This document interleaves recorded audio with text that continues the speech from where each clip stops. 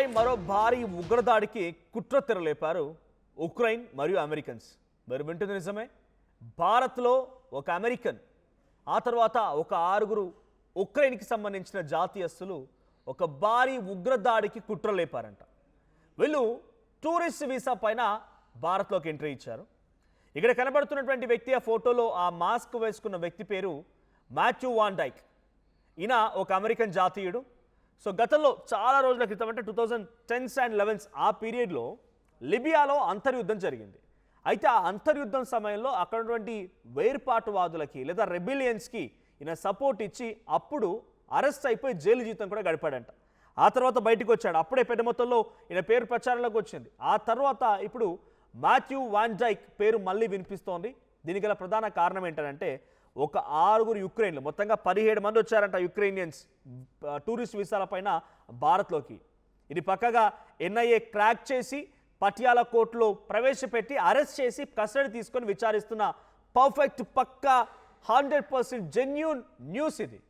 So భారత్పై కుట్రకి వాళ్ళు ఎలా ప్లాన్ చేశారంటే చూడండి, ఇక్కడ వాళ్ళు వీసాపై, టూరిస్ట్ వీసాపై వచ్చిన వ్యక్తులుగా ఇక్కడికి వచ్చి ఇక్కడి నుంచి గౌహతికి, అక్కడి నుంచి మిజోరంకి వెళ్ళిపోయి మిజోరంలో నుంచి బార్డర్ దాటి సముద్ర మార్గం వెంట మయన్మార్కి వెళ్ళేందుకు ప్రయత్నం చేస్తున్నారు. ఈశాన్య రాష్ట్రాల నుంచి మిజోరం నుంచి మయన్మార్కి వెళ్ళే ప్రయత్నం చేస్తున్నారు. మయన్మార్లో ఒక గ్రూప్స్, ఈజీఎస్ అంటే ఎక్స్ట్రీమిస్ట్ యాక్షన్ గ్రూప్స్, ఈఏజీస్ అంటే కొంత రెబెలియన్స్ అంటామా, లేకపోతే ఒక వేరుపాటువాదం, లేకపోతే ఇంకా పర్ఫెక్ట్గా చెప్పాలంటే ఉగ్రవాదులు, ఉగ్రవాదం కోసం ప్రయత్నం చేస్తున్నటువంటి వ్యక్తుల దగ్గరికి వెళ్ళిపోయి వీళ్ళు ట్రైనింగ్ ఇస్తారంట. డ్రోన్ ట్రైనింగ్, డ్రోన్ ఎలా ఆపరేట్ చేయాలి, ఒక డ్రోన్ ఎలా ఆపరేట్ చేయాలి, టెక్నాలజీలో గన్స్ ఎలా వినియోగించాలి, ఎలా స్కెచ్ వేయాలి, ఎలా టార్గెట్ చేయాలి, ఎలా అంతమొందించాలని చాలా పక్కాగా స్కెచ్ వేస్తారట. సో భారతదేశంలో ఢిల్లీలో ఎంట్రీ ఇచ్చిన వీళ్ళు ఢిల్లీ నుంచి గౌహతి, ఆ గౌహతి నుంచి మిజోరం, ఈశాన్యన్ రాష్ట్రాలన్నీ కూడా కలిసి తిరిగారు. దీంట్లో పలు కీలక నగరాలు కూడా టార్గెట్ చేసుకున్నారట. ఇప్పటివరకు పట్టుకుంది 7గురినే. ఒక అమెరికన్ అండ్ 6 యుక్రెయినియన్లు మాత్రమే పట్టుకున్నారు. ఇంకా 10 మంది బయట తిరుగుతున్నారు. వీళ్ళంతా కూడా కీలకమైన నగరాలని టార్గెట్ చేసుకున్నట్టుగా తెలుస్తోంది. భారతదేశం అటువంటి కొంతమంది నిషేధిత గ్రూప్స్ని కూడా, ఇక్కడ హైదరాబాద్లో ఉన్నటువంటి నిషేధిత గ్రూప్స్తో కూడా వీళ్ళకి టార్గెట్లు ఉన్నాయంట. హైదరాబాద్లో ఉన్నటువంటి బ్యాండ్ సంఘాలు ఉంటాయి చూసారా, కొన్ని రిలీజియస్ సంఘాలని, కొన్ని యాంటీ సోషల్ ఎలిమెంట్స్ అంటూ వాళ్ళని బ్యాన్ చేస్తూ ఉంటారు. సో అటువంటి సంఘాలతో కూడా వీళ్ళకి కాంటాక్ట్స్ ఉన్నాయంట. ఇక్కడ మాథ్యూ వాన్ డైక్ అనేటువంటి వ్యక్తి కేవలం పర్సన్గా రావడమే కాదు, భారతదేశం గుండా కొన్ని డ్రోన్లని కూడా మయన్మార్కి అందించాడంట. మయన్మార్ ఉన్నటువంటి ఉగ్రవాదులకి కొన్ని టెక్నాలజీ పరంగా ఉన్నటువంటి డ్రోన్లని, మిసైల్స్ అని సీన్ లేదు కానీ డ్రోన్లని, గన్స్ని అందించాడంట. ఇక్కడ ఆయన ఒక సొలి అనేటువంటి ఒక ఏజెన్సీ కూడా ఏర్పాటు చేసుకున్నాడు. వాట్ ఈజ్ సొలి అంటే సన్స్ ఆఫ్ లిబర్టీ ఇంటర్నేషనల్. అంటే ప్రపంచవ్యాప్తంగా ఎక్కడ ఎటువంటి వేర్పాటువాదం ఉన్నా, ఉగ్రవాదాన్ని పెంచి పోషించాలనే అవకాశం ఉన్న అక్కడ ఉన్నటువంటి రాజ్యానికో, రాజ్యాధికారులకో, లేదంటే అక్కడ సామాన్య ప్రజలకు వ్యతిరేకంగా ఎవరైతే కొన్ని ఇటువంటి నీచ్ కమిన్ కుత్తే పనులు చేస్తారో ఆ నీచ్ కమిన్ కుత్తేగాలకి ట్రైనింగ్ ఇవ్వడమే ఈ సొలి అనేటువంటి దాని ముఖ్య లక్షణం. మాథ్యూ వాన్ డైక్ అనేటువంటి వ్యక్తి ఈ సొలిని స్థాపించి, ఈ సొలి అంటే సన్స్ ఆఫ్ లిబర్టీ ఇంటర్నేషనల్, దీన్ని స్థాపించి దీని ద్వారా మాథ్యూ వాన్ డైక్ ఏం చేస్తాడంటే ఎక్కడెక్కడ ప్రపంచ దేశాల్లో ఉగ్రవాదం పెంచి పోషించాలి, అక్కడ ఏదైనా సమస్యలు ఉన్నాయా, అక్కడ ఏదైనా వేరుపాటువాదం కొనసాగుతుందా, ఇలా ప్రతిదీ గమనించి అణిచివేయబడ్డ, లేకపోతే దాన్ని ఏమంటారు, ఇంకా అసలు యాంటీ సోషల్ ఎలిమెంట్స్ అనేటువంటి పదాన్ని ఎవరైతే ఉపయోగించి మనం వాళ్ళని బ్యాన్ చేస్తామో వాళ్ళందరికీ ఈయన ట్రైనింగ్ ఇస్తాడు. అమెరికా దేశం నుంచి లేకపోతే ఇంకా ఇతరత్ర దేశాల నుంచి ఒక వ్యవస్థను ఏర్పాటు చేసుకొని డ్రోన్లని, గన్స్ని సైతం భారత్లోకి డంప్ చేసి భారత్ గుండా మయన్మార్కి సైతం పంపించారు అనే ఆరోపణలు కూడా వినిపిస్తున్నాయి. నిన్న పటియాలా కోర్టులో అదుపులోకి తీసుకొని ఎప్పుడైతే మిజోరం నుంచి ఈశాన్య రాష్ట్రాలు దాటి అటు మయన్మార్ వెళ్ళే ప్రయత్నం చేస్తున్నారో ఆ బార్డర్ దగ్గర ఎగ్జాక్ట్గా వీళ్ళు అరెస్ట్ చేశారు పోలీసులు. సో ఇటు ముందుగా మాథ్యూ వాన్ డైక్ని అరెస్ట్ చేసి ఆ తర్వాత 6 యుక్రెయినియన్స్ అరెస్ట్ చేసి మొత్తంగా 7 అదుపులోకి తీసుకొని కస్టడీ తీసుకొని విచారిస్తున్నారు. ఇక్కడ మాథ్యూ వాన్ డైక్ అమెరికన్ అండ్ 6 యుక్రెయినియన్స్ అందరూ కూడా వీళ్ళంతా వేరుపాటువాదులు, యాంటీ సోషల్ ఎలిమెంట్సే. ఈ యాంటీ సోషల్ ఎలిమెంట్స్ ఇక్కడ మన దేశంలో ఉన్నటువంటి వాళ్ళతో ఒక టచ్లో ఉన్నారంట, ఇక్కడ యాంటీ సోషల్ ఎలిమెంట్స్తో టచ్లో ఉన్నారంట, ఇక్కడ బ్యాన్ చేసిన సంఘాలతో వాళ్ళు టచ్లో ఉన్నారంట. హైదరాబాద్ వరకు కూడా వీళ్ళ యొక్క ప్రయత్నం విస్తరించింది, హైదరాబాద్ వరకు కూడా వీళ్ళ కాంటాక్ట్స్ విస్తరించాయని తెలుస్తోంది. సో ఇప్పుడు వీరిని అరెస్ట్ చేసి విచారిస్తున్న క్రమంలో దేశవ్యాప్తంగా కొంత not as expected but alerts అయితే జారీ చేశారు. ఎప్పటికప్పుడు పసిగట్టండి, వీళ్ళ మూమెంట్స్ కొంత అన్యూజువల్గా ఉన్నాయి, వీళ్ళని గమనించాల్సిన అవసరం ఉందని చెప్పి దేశవ్యాప్తంగా పలు చోట్ల అలర్ట్స్ని జారీ చేశారు. అది ముంబై, పూణే, హైదరాబాద్, కోల్కతా, కీలకమైన ప్రాంతాలు, అది ఢిల్లీ కానీ తర్వాత గుజరాత్ కానీ ఈ ప్రాంతాల్లో కొన్ని అలర్ట్స్ జారీ చేశారంట. సో ఇక్కడ యుక్రెయిన్ అండ్ అమెరికాకి సంబంధించినటువంటి ఈ యాంటీ సోషల్ ఎలిమెంట్స్ సోలి అనేటువంటి పేరుతో వచ్చినటువంటి వీళ్ళు వచ్చారంటే డెఫినెట్గా ఇక్కడ నుండి స్లీపర్ సెల్స్ వాళ్ళకి సహకరించి ఉంటారు, ఇక్కడ నుండి యాంటీ సోషల్ ఎలిమెంట్స్ వాళ్ళకి సహకరించి ఉంటారు. So something is going to be a big danger spot. ఏదో ఒకటి ఒక బిగ్ అలర్ట్స్ని ఇవ్వడం కోసం మాత్రమే వీళ్ళు ఇక్కడికి వచ్చి ఈ ప్రయత్నం చేసినట్టు తెలుస్తోంది. సో ఆల్మోస్ట్ వాళ్ళు వచ్చి కూడా 10 రోజులు దాటిపోయింది. ఈ 10 రోజులు భారతదేశంలో ఉన్నారంటే ఎవరెవరిని మీట్ అయ్యారు, ఎవరెవరితో వాళ్ళు మీటింగ్లో పాల్గొన్నారు, సో వారి ద్వారా ఆ మీటింగ్లో ఎటువంటి సందేశం వెళ్ళింది, ఏదైనా ఒక థ్రెటనింగ్కి ప్లాన్ చేశారా, ఒక అలర్ట్కి, ఒక బ్లాస్ట్కి ప్లాన్ చేశారన్న కోణాల్లో కూడా పోలీసులు ఇన్వెస్టిగేషన్ చేస్తున్నారు. సో ఎన్ఐఏ అదుపులో ఉన్నటువంటి ఇప్పుడు ఈ వ్యక్తుల్ని విచారణ కొనసాగుతోంది. సో హైదరాబాద్ ఎటువంటి అలర్ట్స్ ఉన్నాయి, ఈ విషయం పైన మరిన్ని అప్డేట్స్ మా ప్రతినిధి మధు అందిస్తారు. మధు, సో ఒక 6 ఉక్రెయినియన్స్, ఒక అమెరికన్, ప్రపంచ దేశాల్లోకెల్లా జరిగేటువంటి లిబరేషన్స్కి, యుద్ధాలకి ఆయుధాలని, డ్రోన్స్ని లేదంటే ఐడియాలజీని షేర్ చేయడంలో వీళ్ళు కీలక పాత్ర పోషిస్తున్నారు. భారతదేశానికి టూరిస్ట్ వీసాపై వచ్చి ఇక్కడ 10 డేస్గా ఇక్కడే నివాసం ఉంటున్నారు, ఇక్కడిక్కడే తిరుగుతూ ఉన్నారు. సో ఈశాన్య రాష్ట్రాలు దాటి మయన్మార్ వెళ్ళేందుకు వెళ్తున్న తరంలో అరెస్ట్ అయ్యారు. హైదరాబాద్లో ఎటువంటి అలర్ట్స్ ఉన్నాయి, ఇప్పుడు ఎటువంటి యాంటీ సోషల్ ఎలిమెంట్స్తో వీళ్ళు భేటీ అయి ఉండే అవకాశం ఉంది? ఎగ్జాక్ట్లీ మొదటిసారి కాదు, ఈ సంవత్సరంలో 2026 సంవత్సరంలో జనవరి, ఫిబ్రవరి, మార్చి ఈ 3 నెలల్లో దేశవ్యాప్తంగా కీలకంగా ఎన్ఐఏ దాడులు చేస్తా ఉంది, ఇన్ఫర్మేషన్ తీసుకుంటా ఉంది. గతంలో అరెస్ట్ అయినటువంటి ఉగ్రవాదుల నుంచి కానీ యాక్టివిటీకి సంబంధించిన సమాచారాన్ని సేకరిస్తా ఉన్నారు.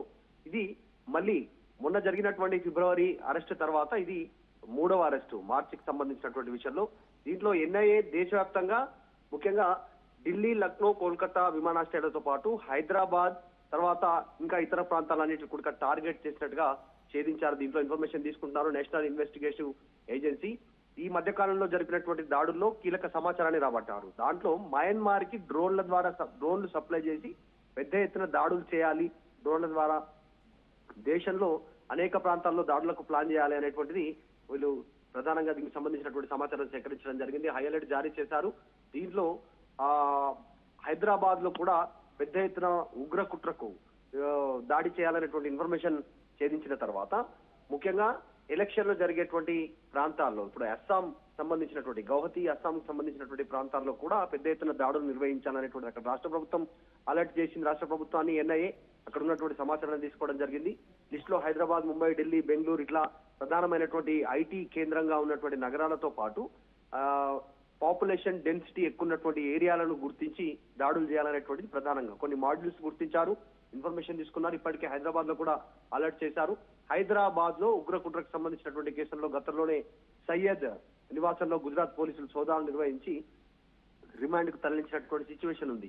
లష్కరే తోయిబా సంబంధించినటువంటి ఏదైతే ఉగ్రవాద మాడ్యూల్స్ ఉన్నాయో ఢిల్లీ పోలీసులు గతంలోనే ఛేదించారు. మిజోరం పైనుంచి మయన్మార్ కు డ్రోన్లను సరఫరా చేయాలి, దాంతో దేశంలో దాడులకు ప్లాన్ చేయాలనేటువంటిది ప్రధానమైనటువంటి ఎజెండాగా గుర్తించినట్టుగా తెలుస్తా ఉంది. దీంట్లో పాకిస్తాన్ ఐఎస్ఐకి సంబంధించినటువంటి మద్దతుదారులు ఉన్నట్టుగా భారీ విధ్వంసానికి ప్లాన్ చేసినట్టుగా గుర్తించారు. గతంలోనే ఢిల్లీలో కూడా కొంతమంది పోలీసులు ఆ ఉగ్రవాదులకు సంబంధించినటువంటి అరెస్ట్ చేశారు, ఇన్ఫర్మేషన్ తీసుకున్నారు. వీరందరిపైన ఇప్పటికే కేసులు నమోదయ్యాయి. యుఏపిఏ కింద కేసులు నమోదైనటువంటి పరిస్థితి. ఈ అరెస్టులతో దేశంలో ముఖ్యంగా ఈ కీలకమైనటువంటి నగరాల్లో హై అలర్ట్ జారీ చేసినటువంటి పరిస్థితి ఉంది. హైదరాబాద్, ముంబై, ఢిల్లీ, బెంగళూరు హై అలర్ట్ జారీ చేసినటువంటి సిచ్యువేషన్ కొనసాగుతుంది. ఈ నిందితుల ఫోన్ డేటా ద్వారా ఇక్కడ ఎవరెవరు సహకరించారు, ఎక్కడెక్కడ సంచరించారు, ఏ ప్రధాన టార్గెట్స్ ఏంటి, వీటన్నిటిని గుర్తించే పనిలో ఉన్నారు. మరింత లోతుగా దర్యాప్తు కొనసాగుతా ఉంది. గత కొంతకాలంగా దేశంలో ఏదో రూపంలో అనిశ్చితి చేయాలి, అలజడి సృష్టించాలనేటువంటిది ఉగ్రవాదుల కార్యకలాపాలు జరుగుతా ఉన్నాయి. కాకపోతే ఈసారి మొదటిసారి ఒక అమెరికా సంబంధించి తర్వాత ఉక్రెయిన్ కి సంబంధించినటువంటి పౌరులు అరెస్ట్ కావడం, వాళ్ళంతా ఇక్కడ ఉన్నటువంటి ఉగ్రవాదులకు ట్రైనింగ్ ఇవ్వడానికి డ్రోన్స్ ఎట్లా వినియోగించాలనే దానికోసం రావడం అనేటువంటిది కాస్త ఆందోళన కొనసాగిస్తా ఉంది. దీని వెనకాల ఎవరు సహకరించారో లోకల్ గా, ఐఎస్ఐ హస్తం ఏంటి, వీటన్నిటిపైన వివరాలు సేకరించే పనిలో ఉంది NIA. Right, thank you Madhu. So మొత్తంగా ఎన్ఐఏ అదుపులో ఉన్నటువంటి మాథ్యూ వాన్ డైక్ ని విచారిస్తూ ఉన్నారు. సో ఆల్రెడీ కస్టడీకి కోరడంతో కస్టడీ కూడా అనుమతించింది పటియాలా కోర్టు. సో ఇప్పుడు ఆయన విచారణ తర్వాత హైదరాబాద్, పూణే, కోల్కతా, ముంబై, గుజరాత్, ఇంకా చాలా కీలకమైన ప్రాంతాల్లో, చెన్నై, ఈ ప్రాంతాల్లో ఎక్కడెక్కడ మీరు ఎవరిని కలిశారు, ఎవరితో భేటీ జరిపారు? ఇక్కడ 10 days పాటుగా టూరిస్ట్ వీసాపై వచ్చిన మీరు ఏం టూరిజంలో పార్టిసిపేట్ చేశారు? ఆ తర్వాత మయన్మార్ వెళ్ళడానికి మీరు ఈశాన్య రాష్ట్రాల వెంట దొడ్డిదారిన ఎటువంటి గైడ్ లైన్స్ని పాటించకుండా ఎందుకు వెళ్లాల్సి వచ్చింది? నిజంగా డైరెక్ట్గా మయన్మార్కి వెళ్ళాలనుకుంటే మీరు ఆ టూరిస్ట్ వీసా మయన్మార్కి తీసుకొని మయన్మార్కి వెళ్ళాల్సింది. కానీ మధ్యలో భారతదేశాన్ని వాళ్ళు ఎందుకు చూస్ చేసుకున్నారు? ఉక్రేనియన్స్ 17 మంది అండ్ ఒక అమెరికన్.